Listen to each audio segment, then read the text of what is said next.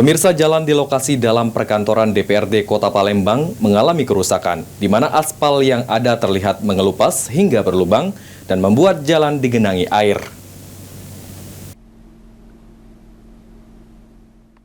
Diduga kurangnya perhatian dari Sekretariat DPRD Kota Palembang, jalan di lokasi dalam perkantoran DPRD Kota Palembang mengalami kerusakan. Berdasarkan pantauan PAL TV di lokasi, jalan yang dibangun menggunakan konstruksi beton dalam kondisi mengelupas, menyisakan batu kerikil hingga ada yang berlubang. Lokasi jalan yang dalam kondisi rusak mulai dari jalan menuju kantor Humas dan Protokol Sekwan DPRD Kota Palembang, akibat aspal pada badan jalan tergerus membuat sebagian jalan tergenang air hujan.